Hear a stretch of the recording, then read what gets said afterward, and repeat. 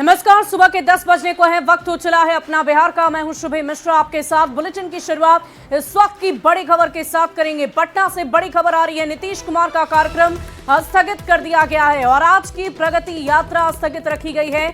मनमोहन सिंह के निधन के बाद स्थगित आज मुजफ्फरपुर में प्रगति यात्रा को पहुंचना था, लेकिन आज इस कार्यक्रम को रद्द कर दिया गया है। हाजीपुर में कल की यात्रा स्थगित कर दी गई है। तो इस वक्त की बड़ी खबर आपको बता रहे हैं, नीतीश कुमार इन दिनों प्रगति यात्रा पर निकले हुए हैं और लगातार अलग अलग जिलों का भ्रमण कर लोगों से फीडबैक ले रहे हैं, उनसे बातचीत कर रहे हैं, सीधा संवाद कर रहे हैं। बिहार वासियों को कई योजनाओं के उद्घाटन के साथ साथ शिलान्यास भी उनकी तरफ से किया जा रहा है, सौगात भी बिहार वासियों को दी जा रही है। लेकिन आपको बता दें कि पूर्व प्रधानमंत्री मनमोहन सिंह का निधन हुआ, जिसके बाद उनके इस कार्यक्रम को फिलहाल के लिए स्थगित कर दिया गया है। आपको बता दें कि उनकी ये यात्रा मुजफ्फरपुर पहुंचनी थी, लेकिन उनके निधन के बाद इसे स्थगित कर दिया गया है। और इस पूरी खबर की अधिक जानकारी के साथ न्यूज 18 संवाददाता शैलेंद्र हमारे साथ फोन लाइन पर जुड़ चुके हैं। शैलेंद्र, क्या कुछ जानकारी है मुख्यमंत्री नीतीश कुमार की प्रगति यात्रा को लेकर? इस वक्त उनकी मौजूदगी कहां है और इस यात्रा को कब तक के लिए स्थगित रखा गया है?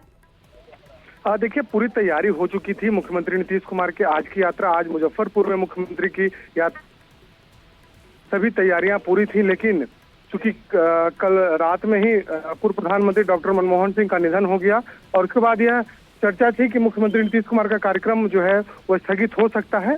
अभी जानकारी आज की मुख्यमंत्री आवास से कि जो उनका कार्यक्रम है वो स्थगित कर दिया गया है। आज और कल 2 दिनों की जो यात्रा है मुख्यमंत्री की, वो दोनों दिनों की यात्रा को स्थगित कर दिया गया है। आज मुजफ्फरपुर में और कल वैशाली में उनकी यात्रा होनी थी, तो दोनों जिलों के जो कार्यक्रम को तत्काल रद्द कर दिया गया है, स्थगित कर दिया गया है।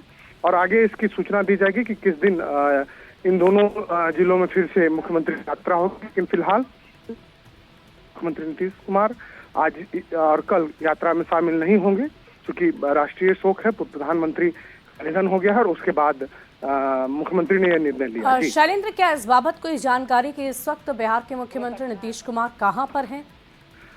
बिल्कुल, देखिए, मुख्यमंत्री नीतीश कुमार मुजफ्फरपुर आने वाले थे, लेकिन इस वक्त वो मुख्यमंत्री आवास पटना में ही मौजूद हैं, वो मुजफ्फरपुर नहीं है। और थोड़ी देर पहले उनका जो आज का और कल का जो कार्यक्रम है वो स्थगित कर दिया गया है। 10:30 बजे मुख्यमंत्री को करीब मुजफ्फरपुर पहुंचना था, लेकिन उसके पहले ही कार्यक्रम को 2 दिनों के लिए स्थगित कर दिया गया। शैलेंद्र, क्या उनके दिल्ली आने की भी किसी तरह की कोई सूचना? क्योंकि कल पूरे राष्ट्रीय सम्मान के साथ मनमोहन सिंह के पार्थिव शरीर को पंचतत्व में विलीन होना है। अब बिल्कुल, देखिए, इस बात की चर्चा है कि मुख्यमंत्री के सहित के साथ साथ और जो बड़े चेहरे हैं बिहार से, वो दिल्ली जा सकते हैं, लेकिन अभी इसकी आधिकारिक रूप से जानकारी नहीं दी गई है मुख्यमंत्री आवास से या मुख्यमंत्री सचिवालय से।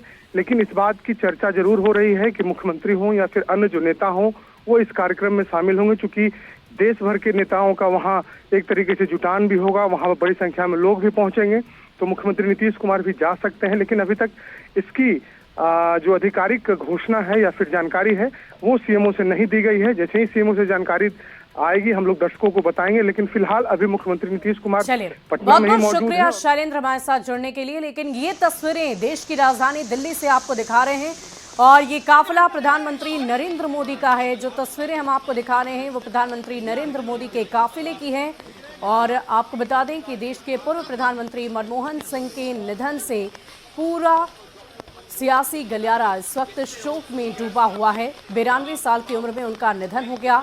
कल दिल्ली एम्स में उन्होंने अंतिम सांस ली है और इसी बाबत 7 दिनों का राष्ट्रीय शोक भी पूरे देश भर में घोषित कर दिया गया है। तस्वीरें प्रधानमंत्री नरेंद्र मोदी के काफिले की हम आपको दिखा रहे थे और ये तस्वीरें इस वक्त आपकी टीवी स्क्रीन पर है। और मनमोहन सिंह ने दिल्ली एम्स में अंतिम सांस ली है और मनमोहन सिंह के निधन पर सत्ता पक्ष हो या फिर विपक्ष हो, हर कोई उन्हें नमन कर रहा है, श्रद्धांजलि अर्पित कर रहा है। आपको बता दें कि एक बड़ा शून्य सियासी गलियारे में उनके जाने से हुआ है, जिसकी वजह से प्रधानमंत्री नरेंद्र मोदी हों या फिर कांग्रेस के तमाम दिग्गज और बड़े नेता, हर कोई आज शोकाकुल है और पूरे विधि विधान के साथ, पूरे राष्ट्रीय सम्मान के साथ कल वो पंचतत्व में विलीन हो जाएंगे। आपको बता दें कि लंबे वक्त से वो बीमार भी चल रहे थे, इलाजरत थे, हार्ट की सर्जरी भी हुई थी और सांस लेने में तकलीफ होने की वजह से कल देर रात उनका निधन हो गया। तो मनमोहन सिंह के घर पहुंचे हैं प्रधानमंत्री नरेंद्र मोदी और ये तस्वीरें आपकी टीवी स्क्रीन पर है। इस वक्त दिल्ली में बारिश भी हो रही है, मौसम का मिजाज भी बदला हुआ है, लेकिन इन सभी चीजों को दरकिनार करते हुए वो प्रधानमंत्री नरेंद्र मोदी इस वक्त मनमोहन सिंह के घर पर पहुंचे हैं और शोकाकुल परिवार को सांत्वना देने के लिए पहुंचे हैं। साथ ही साथ अंतिम दर्शन हेतु भी प्रधानमंत्री नरेंद्र मोदी वहां पहुंच चुके हैं। आपको बता दें कि पूरे राष्ट्रीय सम्मान के साथ मनमोहन सिंह का अंतिम संस्कार किया जाएगा। इतना ही नहीं, राष्ट्रीय ध्वज को भी झुका दिया गया है और साथ ही साथ मनमोहन सिंह के घर पर प्रधानमंत्री नरेंद्र मोदी के पहुंचने की तस्वीरें भी हमने आपको दिखाई। उनका काफिला इस वक्त मनमोहन सिंह के घर पहुंच चुका है। मनमोहन सिंह की तारीफ हर कोई कर रहा है, वो इसलिए क्योंकि बहुत ही विनम्रता के साथ उन्होंने देश के प्रधानमंत्री होने के नाते अपनी सारी ड्यूटीज को उन्होंने निभाया है। और ये तस्वीरें इस वक्त प्रधानमंत्री नरेंद्र मोदी के हम आपको दिखा रहे हैं, कैसे वो इस वक्त अंतिम दर्शन करते हुए आपको नजर आ रहे होंगे। उन्होंने पुष्प अर्पित कर उन्हें याद किया है, नमन किया है, श्रद्धांजलि अर्पित की है। और ये तस्वीरें हम आपको दिखा रहे हैं प्रधानमंत्री नरेंद्र मोदी की। और ये तस्वीरें इस वक्त आपकी टीवी स्क्रीन पर प्रधानमंत्री नरेंद्र मोदी की। और इस पूरी खबर की अधिक जानकारी के साथ न्यूज 18 संवाददाता दिल्ली से हमारे साथ विनीत कुमार जुड़ चुके हैं। विनीत, प्रधानमंत्री नरेंद्र मोदी इस वक्त मनमोहन सिंह के घर पर पहुंचे हैं, वहां की तस्वीरें भी हम अपने दर्शकों तक पहुंचा रहे हैं। आगे इसके क्या कार्यक्रम होगा, किसी तरह की कोई जानकारी? जी विनीत, तो तस्वीरें लगातार आपकी टीवी स्क्रीन पर है। प्रधानमंत्री नरेंद्र मोदी परिवारजनों से मुलाकात कर रहे हैं। गृह मंत्री अमित शाह की तस्वीरें भी हम आपको दिखा रहे हैं। उन्होंने भी पुष्प अर्पित कर श्रद्धांजलि अर्पित की है। और 92 साल की उम्र में मनमोहन सिंह ने इस दुनिया को अलविदा कह दिया है।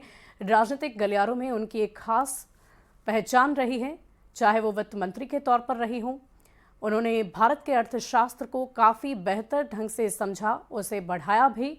और लगातार पिछले कई दशकों से वो प्रधानमंत्री के तौर पर जब उन्होंने देश को की सेवा की तो वो अपने आप में ही बहुत ही अद्भुत रहा।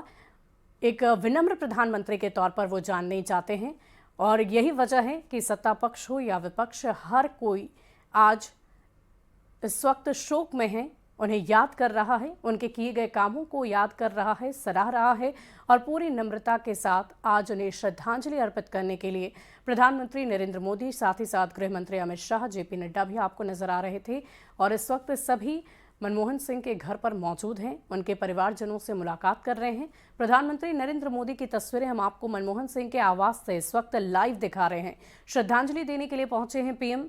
और देखिए, हाथ जोड़कर सभी का अभिवादन तो कर ही रहे हैं और संतप्त परिवार से वो मुलाकात भी कर रहे हैं, सांत्वना दे रहे हैं। हालांकि 92 साल की उम्र में मनमोहन सिंह का निधन हो गया है। ये काफिला उस वक्त जब प्रधानमंत्री नरेंद्र मोदी अंदर दाखिल हो रहे थे मनमोहन सिंह के आवास में, उस वक्त की ये तस्वीरें हैं। बारिश हो रही है, मौसम का मिजाज भी बदला हुआ है, लेकिन ये शून्य इतना गहरा है, ये दुख इतना गहरा है कि प्रधानमंत्री नरेंद्र मोदी खुद वहां पहुंचे और शोक संतप्त परिवार से उन्होंने मुलाकात की है। साथ ही साथ प्रधानमंत्री नरेंद्र मोदी ने मनमोहन सिंह के पार्थिव शरीर पर पुष्प अर्पित कर उन्हें श्रद्धा सुमन अर्पित किया है। तो तस्वीरें लगातार हम आपको दिखा रहे हैं। या खास बिहार के नेता हों या झारखंड के या राष्ट्रीय स्तर के नेता हों, हर कोई मनमोहन सिंह को आज याद कर रहा है। उनके किए गए कामों को सराहा जा रहा है। देश ही नहीं बल्कि विदेशों में उनकी चर्चा इसलिए होती है क्योंकि अर्थशास्त्र के वो बहुत ही अच्छे ज्ञाता थे। बराक ओबामा तक उनसे बहुत सारी नसीहत ले चुके हैं, बहुत सारा ज्ञान ले चुके हैं। और इसीलिए मनमोहन सिंह को एक ना तो विनम्र प्रधानमंत्री के तौर पर बल्कि एक बहुत ही दिग्गज अर्थशास्त्री के तौर पर भी जाना जाता रहा है। अर्थशास्त्र में भारत को और भी ज़्यादा एक नई दिशा और बेहतर करने के लिए मनमोहन सिंह का अपना एक अलग योगदान रहा है। तस्वीरें हम आपको दिखा रहे हैं मनमोहन सिंह को श्रद्धांजलि अर्पित करते हुए प्रधानमंत्री नरेंद्र मोदी की ये तस्वीरें हैं। आपको बता दें कि पूरे राष्ट्रीय सम्मान के साथ मनमोहन सिंह का अंतिम संस्कार किया जाएगा। पंचतत्व में वो विलीन होंगे। और इसके साथ साथ हम आपको ये भी जानकारी दे दें कि 7 दिनों का पूरे देश भर में राष्ट्रीय शोक घोषित किया गया है। Manmohan Singh do swear in the name of God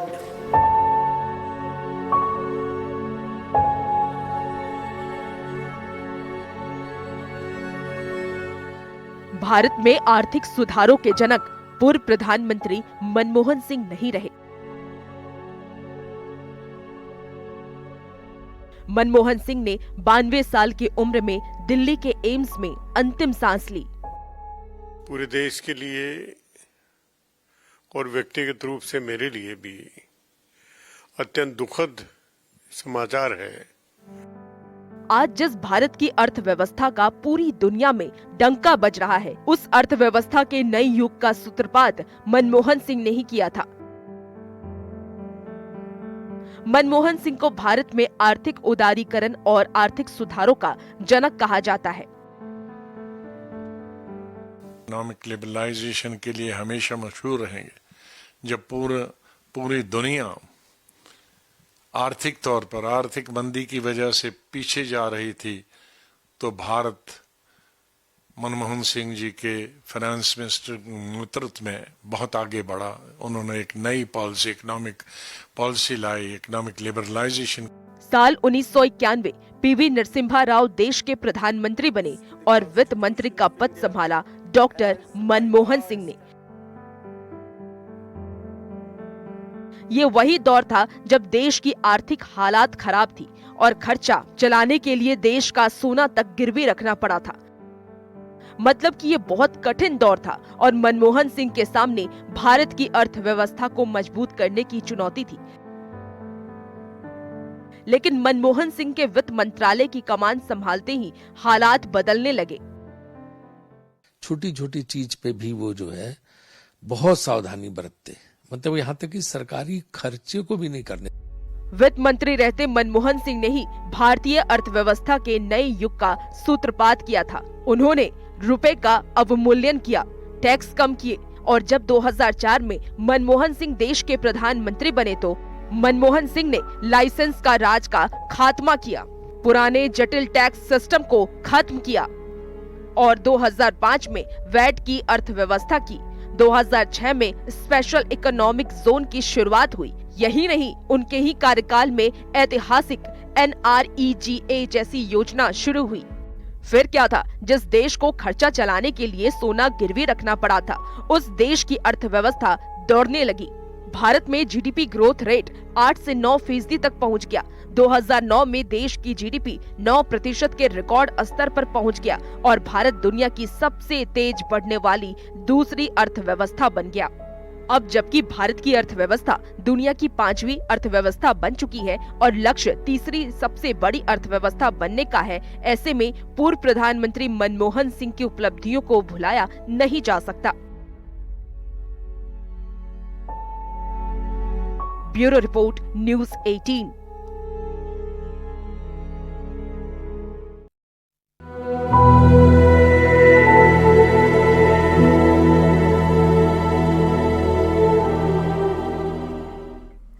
बढ़ते अन्य खबरों की ओर, छपरा से बड़ी खबर आ रही है। कोचिंग संचालक की गोली मारकर हत्या हो गई। प्रेम प्रसंग में हत्या की आशंका जताई जा रही है। डोरीगंज के गोपालपुर की यह घटना है।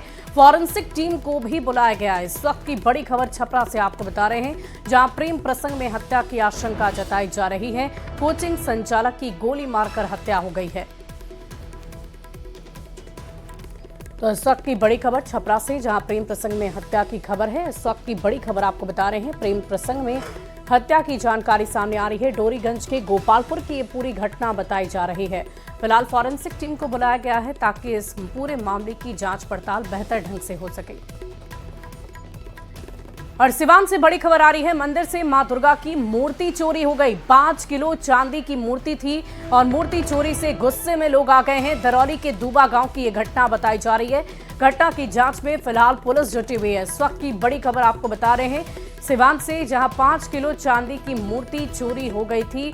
फिलहाल मूर्ति चोरी से गुस्से में लोग आ गए हैं। इस पूरी खबर की अधिक जानकारी के साथ न्यूज़ 18 संवाददाता मृत्युंजय सिंह हमारे साथ फोन लाइन पर जुड़ गए। मृत्युंजय, क्या कुछ जानकारी है इस पूरे घटनाक्रम को लेकर? जी, पूरा मामला दरौली थाना क्षेत्र के दूबा गांव की है, जहां पे भगवान शिव की यह मंदिर है। वहाँ 5 किलो चांदी की माँ दुर्गा की प्रतिमा स्थापित की गई थी। ये वही माँ दुर्गा की प्रतिमा है जो 2 वर्ष पहले बगल से सरयू नदी निकलती है, उस नदी में ग्रामीणों द्वारा देखी गई थी। उसके बाद प्राण प्रतिष्ठा कर भव्य तरीके से आयोजन कर माँ दुर्गा की प्रतिमा की स्थापना की गई थी।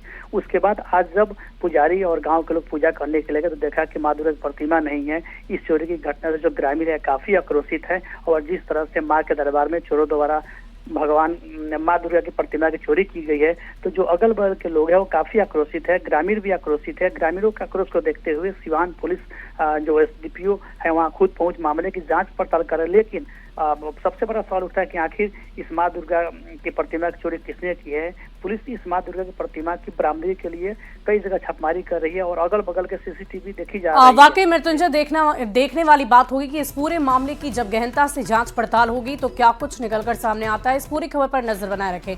बढ़ते आगे, पूर्वी चंपारण में पुलिस लगातार अपराधियों के खिलाफ कार्रवाई कर रही है और इसी कड़ी में 32 फरार आरोपियों के घर इश्तेहार चिपकाया गया। पुलिस ने डुगडुगी बजाते हुए इन अपराधियों को सरेंडर करने की चेतावनी दी है। मोतिहारी, पताहाई, पिपरा और चकिया इलाके में पुलिस ने इश्तेहार चिपकाया। कोर्ट के आदेश पर अब तक 200 अपराधियों के घर कुर्की जब्ती की जा चुकी है और इसके डर से कई अपराधी लगातार सरेंडर भी कर रहे हैं। बढ़ते आगे, गोपालगंज पुलिस ने 24 घंटे में 39 अपराधियों के संपत्ति की कुर्की जब्ती कर ली और पुलिस ने पहले माइकिंग कर अपराधियों से सरेंडर करने की अपील की और इसी को लेकर इश्तेहार भी चिपकाया, लेकिन सरेंडर नहीं करने पर कुर्की की कार्रवाई की गई और कोर्ट से आदेश मिलने के बाद मांझागढ़ थाने की पुलिस ने मीरा टोला और बैकुंठपुर के कतालपुर गांव में कुर्की की है। इसके डर से कई अपराधियों ने सरेंडर करना भी शुरू कर दिया है। जितने भी वांछित अभियुक्त हैं या फिर जो ट्रायल केसेस में वांछित लोग हैं जिनके खिलाफ में कुर्की और इश्तेहार अलग अलग थानों पे पेंडिंग है, हम लोग के द्वारा एक साप्ताहिक अभियान चला करके और कल बुधवार के दिन लगभग 38-39 के आसपास हम लोगों ने कुर्कीज़ को निष्पादन किया है और उसमें से 3 लोग कोर्ट में सरेंडर भी किए हैं, एक व्यक्ति थाने पे आकर के सरेंडर किया है। और मोतिहारी और गोपालगंज की तस्वीरें आपने देखी और ऐसी ही कार्रवाई दूसरे जिलों में भी होने की जरूरत है ताकि अपराधियों पर अंकुश लगाया जा सके। बढ़ते आगे, आरा से बड़ी खबर आ रही है। जमीन खरीद के विवाद में मारपीट हुई है और 2 पक्षों में मारपीट और फायरिंग की खबर है। मारपीट और फायरिंग में 2 लोग जख्मी हुए, दोनों घायल सदर अस्पताल में भर्ती किए गए हैं। मारपीट का वीडियो सोशल मीडिया पर वायरल हो रहा है। शिकायत के बाद फिलहाल पुलिस इस पूरे मामले की जांच पड़ताल में जुटी हुई है। तो इस वक्त की बड़ी खबर आपको बता रहे हैं, जमीन विवाद में मारपीट की घटना घटी है और मोतिहारी में अजब सिस्टम का गजब कारनामा सामने आया है। मामला कोटवा प्रखंड का है, जहां श्रम विभाग ने 21 साल की महिला की उसकी 18 साल की बेटी से शादी करा दी है, तो दूसरी महिला जिसकी उम्र 18 साल थी और 25 साल थी, उसकी भी 18 साल की बेटी से शादी करा दी गई। और तीसरा मामला ऐसा है जिसकी बेटी नहीं थी, उसकी भी बेटी की शादी हो गई है और ये पूरा खेल मुख्यमंत्री कन्या विवाह योजना में बड़े घोटाले के लिए किया गया। गरीब मजदूर परिवार की बेटियों की शादी के लिए मुख्यमंत्री कन्या विवाह योजना के तहत 50,000 रुपए की मदद दी जाती है और इसी में घोटाले के लिए श्रम विभाग के कर्मचारी अधिकारियों ने फर्जी वाड़े कर इन महिलाओं की बेटी की शादी का फर्जी रजिस्ट्रेशन करा दिया और सभी के नाम पर 50% कमीशन पर सरकारी राशि निकलवा ली। तीनों मामले में 1.5 लाख का घोटाला हुआ है और अब श्रम विभाग के अधिकारी जांच का दायरा बढ़ाकर दोषियों पर सख्त कार्रवाई की बात कर रहे हैं। ये किस स्तर पर हुआ, देखिए स्तर पर हुआ तो फील्ड में जो हमारे एलईओ जाते हैं जांच करते हैं, वहाँ बताया हुआ ये इनकी बेटी है, तो वो थोड़ी जान रहे हैं। आसपास लोग पूछता है हाँ बेटी है, बता दिया तो ये ले लिया।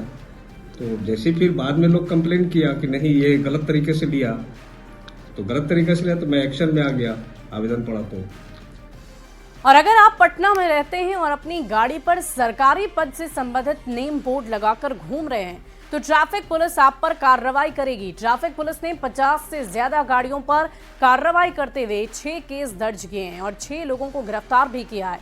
2400 गाड़ियों से 28 लाख रुपए जुर्माने की राशि भी वसूली गई है। टारगेट था कि जो वीआईपी लाइट्स, हूटर्स, डोम लाइट्स, काले शीशे लगा करके जो लोग ट्रैफिक नियमों का उल्लंघन कर रहे हैं उन लोगों को हमने टारगेट किया। इसी के तहत 50 गाड़ियों के ऊपर कार्रवाई करते हुए उन सब लोगों के ऊपर शमन की कार्रवाई की गई। साथ ही साथ जो यातायात के नियमों का उनके द्वारा उल्लंघन किया जा रहा था, उनकी लाइट्स तथा उनके जो सरकारी नेम प्लेट का दुरुपयोग किया जा रहा था, उनको खुलवाया गया। और फिलहाल